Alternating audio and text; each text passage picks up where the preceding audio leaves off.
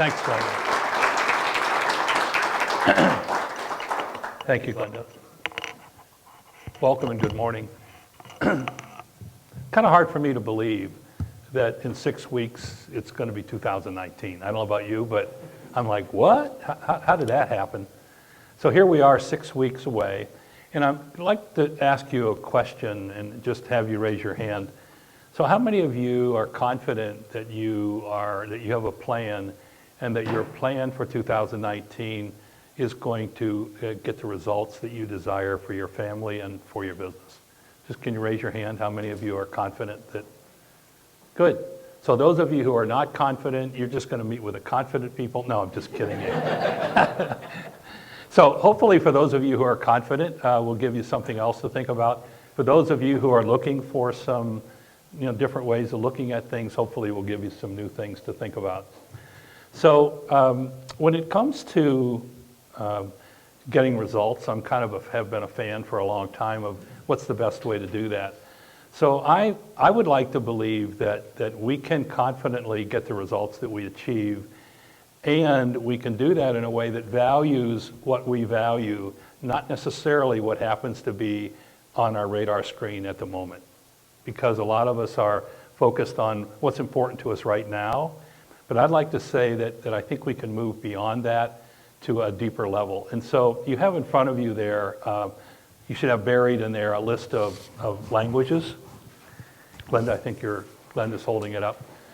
So as we go along, one of the things that dawned on me is that there are a lot of misconceptions about language when it comes to thinking about planning and all of that. So I went ahead and made some things here you can kind of follow along, and I'll refer to them throughout the presentation. So I don't know how many of you know Lori St. Clair, but Lori St. Clair and I are teaming up on this topic. And for those of you who don't know Lori, she is an avid volleyball player, right? Am I right, Lori, about that? And so what I'm really doing is I'm trying to set Lori up for the program that she's going to do on the wisdom of community in December, which will be a much more extensive program than what we're doing today. But Lori will be a perfect person to do that. So I'm teeing up that presentation, and then she will spike it over the net in December. So I just wanted to set that up for you. So my experience with coaching clients is that I see people a lot are trying to keep up. They're trying to desperately manage the way they're managing their business and their lives by keeping up. What I always say to people is, stop it. You can't keep up because things are changing too fast. And so it was said, what happens when we get into the mode of keeping up is we find ourselves doing. We're doing. The problem with doing is that it makes us busy. So you can be busy doing, but the question really is whether or not that's going to get the results that you're achieving. And so it was said 130 years ago by Charles Darwin, it's not the strongest of the species that survived or the most intelligent, but the one most responsive to change. So if that was correct 130 years ago, you can only imagine how important it is today that we're able to anticipate change rather than trying to keep up. So what we want to do is we want to go from spending a lot of our time on doing, and we want to spend more time on thinking. So in my mind's eye, and what I've experienced is, if we think more, we end up being more productive than busy. So it's always, and I hear that a lot from people is, oh, I'm really busy. My always question to that is, but are you productive? Usually, if we're not spending quality time thinking, then we're just doing, and we're not really producing the things that are going to get us the results that we said at the beginning of all this that we really wanted to get done. Does that make sense? I don't know if you, all of us, I think, experience that from time to time when things really get hectic. So what I'd like to do, we're going to give you, and on your tables there at the end of the meeting, we're going to give you a list of questions that you can use. Not now, Glenda, thank you. So we're going to give you a list of questions that you're going to be able to take with you. The idea behind those questions is to do a little homework between now and December use those questions to think about your business and how you might better prepare for, for 2019. But today I wanted to just have you think about this one thing in terms of where is your business now. So the way this is designed is, so ideally, the ideal place, I think, is where we have systems in our business, where those systems are all integrated in our business.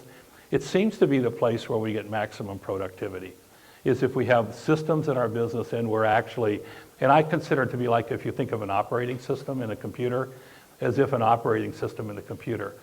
But that has to be built on relationships that are built on trust. And so if we don't have relationships either with employees, with prospects, with vendors, we really don't have what we need. And so we're building on relationships, and then you'll have individual systems. You may have individual systems that apply to your business. My experience has been, though, many of us are down here working with in a random way, which tends to keep us busy but not productive. So you can, at your own time, you can kind of see where you are and what kind of a gap there may be for you now, and we'll talk about that a little bit later on. So I'd like to take a deeper dive from this theory into some actual things that you can put in practice. So a lot of us are down here in a reactive mode, or we're in a doing mode. So we're down here working with the tyranny of the urgent, we're doing, but ideally what we want to do is to get up where we're thinking and preventing.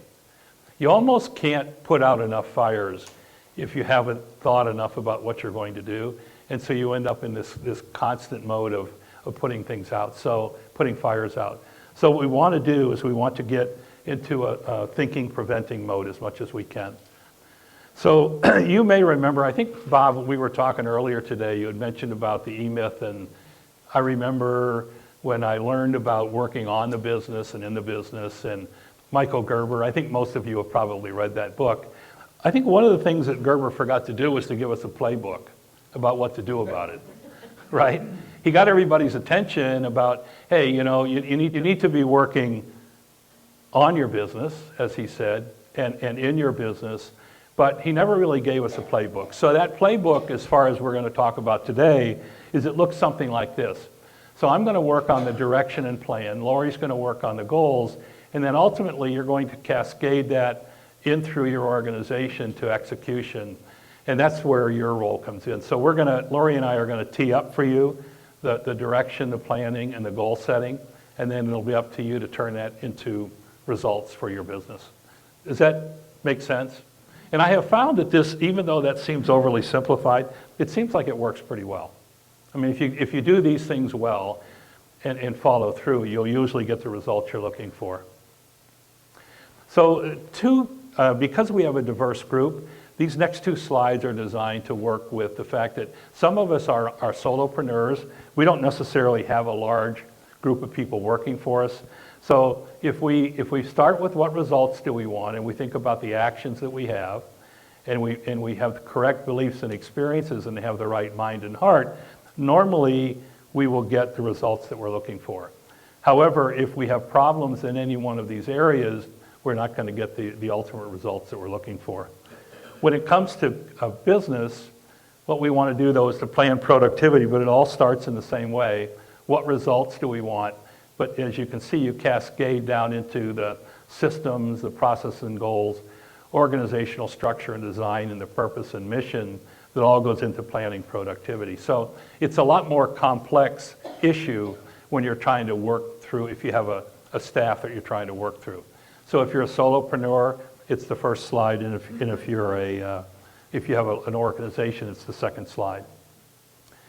So ultimately, what I try to do, and hopefully you do too, I'm looking for what big rocks am I going to need to work on in 2019? What are the big things? What 3 or 4 or 5 things that I can do in 2019 that'll really make a difference, right? So the issue is, how do I find out what those 3, 4, or 5 things are? And then how do I break those big rocks down into smaller rocks, right? So I have the 3 or 4 or 5 things, but then ultimately, typically there's a number of things that you can break those down into. So my experience has been that you can break that process down into three things. One is, what's my business strategy? Two is, what's my marketing strategy?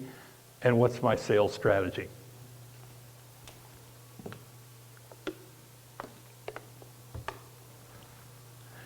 I think sometimes we make this too complicated. To my mind's eye, it's this. How am I going to make money? What am I going to do to make money so that my business thrives and survives? What am I going to do to get leads? And the third thing is, what am I going to do to convert the leads?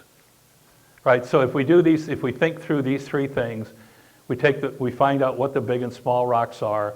We develop action plans. To me, an action plan is very simple. What am I going to do? Who's going to do it? And when is it going to be done? I think we really overdo it. So if you have an action plan that just breaks out into those three things, it's very easy to manage. And then ultimately, we want to manage what we measure. So why is it important to me? The most important thing on measurement's two things. One is we have to adapt, right? So we put a plan together, but it doesn't always work. It's not exactly what we thought it was going to be. So what do we have to do? Well, we have to make changes on that original plan. So it's important to have measurements, otherwise, bless you, otherwise we don't really know what direction we're going. The other thing is we need to celebrate small wins, right? I mean, during the course of the year, it can be very challenging. There's a lot of times things don't go the way we do. So we need to celebrate those wins. It's hard to do that if we're not measuring and seeing how it's going. So there are missing pieces to what we talked about. One of them is this: we all have blind spots, right? We don't know what we don't know.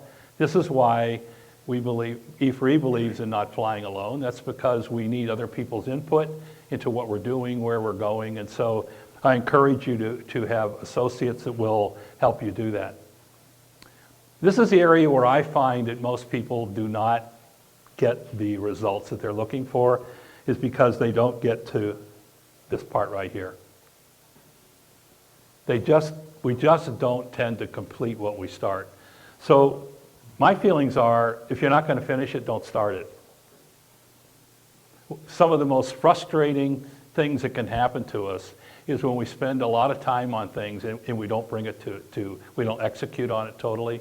And so if you want to enjoy your work more and get better results, usually we just have to do a better job of completing what we're working on.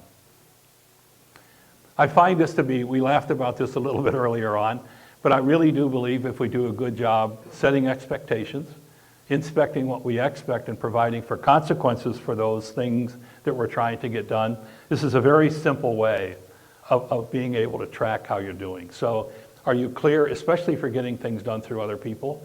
Most of the time I find when people don't do what I ask them to do, it's because I didn't do a very good job setting the expectations to begin with. So today, more than ever, we are being expected by our clients to be valuable, to provide true value. I've never seen a time in my career when expectations are higher from clients for us to be valuable. We have to balance both the human side of our business and the tactical side. So it's you can't work on both. You can't work on one or the other. It really has to be both. And we need to think and act both on the operations and the human side. So we need the thinking and acting, but we also need structure. We have to have the talent that we need, and we have to be totally transparent with the people that we meet in order to do that. So what I'd like you to do, if you would, please, Pat, on the front of the table is a list of questions. If you'll pass that to the people there at your table.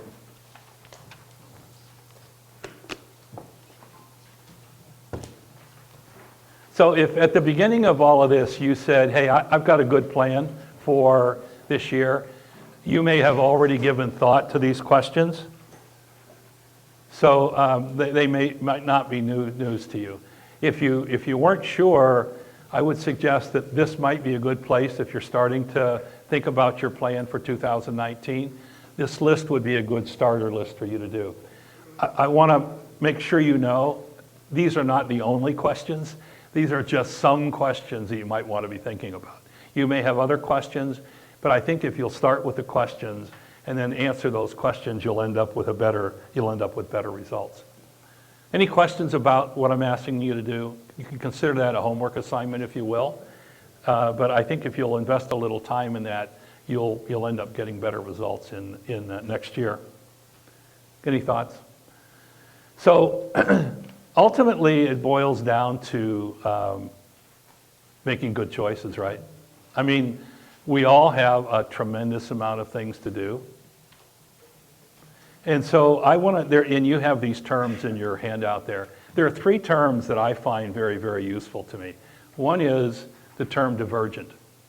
So to me, the term divergent means that we step back from our business, that we diverge from the business of what's going on. The other word that I find very important is the word convergent, the convergent word, which is stepping forward. So it's not like we're stepping back and we're stepping back. We need to be divergent and convergent once we find out what it is that we really want to do. And then we need to use discernment to make good choices about what those things are. So we step back, we diverge. We step forward, we converge on the things that we decide we want to do. But then we ultimately have to make good choices because we can't do it all, right? There's more than we can possibly do. So I would encourage you, if you'd like to know a little bit more about thinking, on our new website, there is a blog called The Art of Better Thinking, which would be some good reading for you if you still have an interest in knowing more about this thinking more and doing less. So that's all I've got. Are there any questions about what we talked about?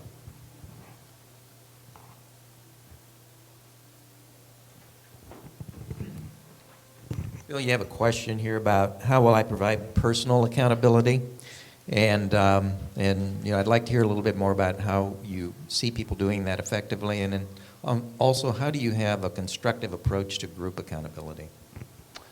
So on personal accountability, I think it's important that we have colleagues that will level with us and that surround ourselves with a handful of people that we know will level with us. Also, I'm a big fan of what I call intellectual honesty, right? So being honest with myself is step one, and then having a small group of people that I would invite into holding me accountable is the best thing for the small group.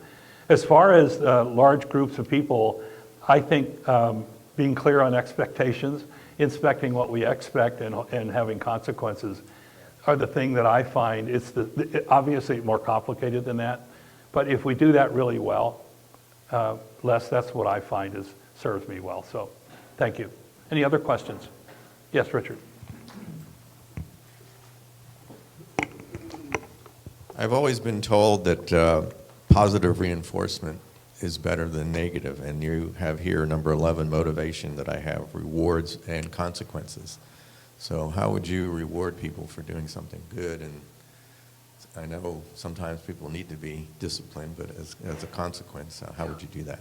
Great question. First of all, consequences has a negative connotation. I don't refer to consequences in a negative way. I think when we think of consequences, for some reason, we think of them that way. To me, it's important that we either be told, nice job, or you need to do it better. To me, that's the consequence. And it's not a I'm going to point fingers at you or slap you. And I have found that it's a lot better to remind people of what a good job they did. You can always tell them that it needs to be done better, but Richard, that's kind of the way I do it is I'm looking for reasons to recognize people for the job they do well.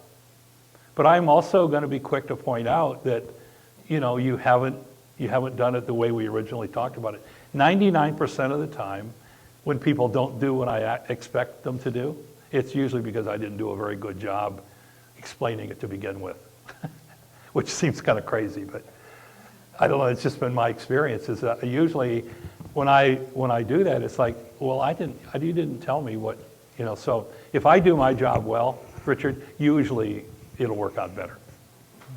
Dale. Yeah, Bill, you talked about the need to, celebrate your successes in essence. Do you have a frequency, a time frame frequency that you encourage people to do that? Is it daily, weekly? What kind of time frame and how frequently should they do that? Great question, Dale. I like it to be spontaneous. I think if we have an awareness level that we're looking for reasons to find things being done well, the more spontaneous, the better. I'm not a particularly good fan of programs. If you do this, this, and this, we'll reward you with this, this, and this. The thing I have found to be really great is, hey, Dale, nice job today. Just that little kind word to me is the best way to do it. So I like spontaneity more than, we're going to do this quarterly or monthly. So thank you. Any other thoughts or questions?